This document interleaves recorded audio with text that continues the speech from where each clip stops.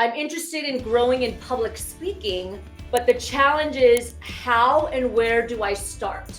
So I want to be a public speaker or grow in my public speaking, but I don't know how to do it and I don't know where to start. So this is actually a very relevant question. I think especially in today's world, a lot of people are starting to recognize the importance of influential communication. I think I like influential communication because public speaking, sometimes people get this impression that I have to be up in front of like 10,000 people, but right, like public speaking is really standing up in front of a room of your team and leading a meeting, for example. Yeah. So I'm going to throw it over to you. What are your suggestions in regards to, how do I get started? What do I do?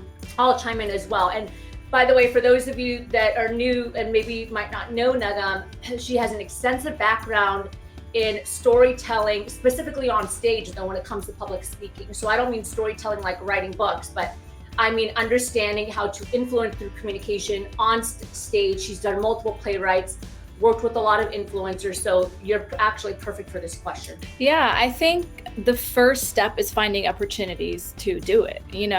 It's funny because when we talk about dance or we talk about music or any other practice, it's natural that we think, yeah, like I practiced it since I was a kid and I went to rehearsal and I did all that stuff to become this master at this skill.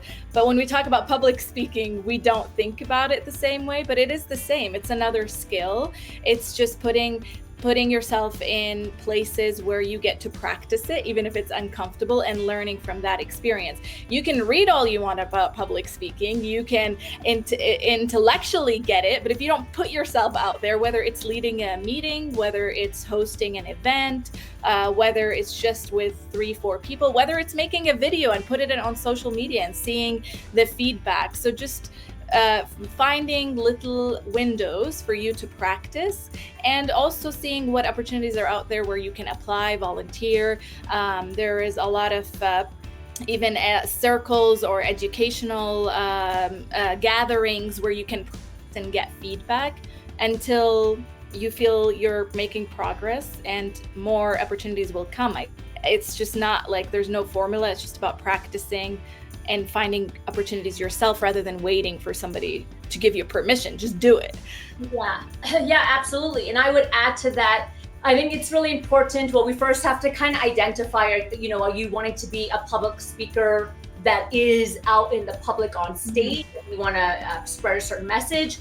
Or are you looking to enhance your public speaking, like in the corporate world, for example, amongst your team and amongst like just your community professionally? And I think honestly, they all pretty much have the same concepts, but here's what I can say, that's simple little things that can set you up for success now. The first thing is that as a public speaker, the external presence is a lot more important than you realize. Mm-hmm. And I think that a lot of people don't realize or recognize that. But when somebody's up in front, and I'm sure if you're listening or watching us on YouTube, you can connect with this.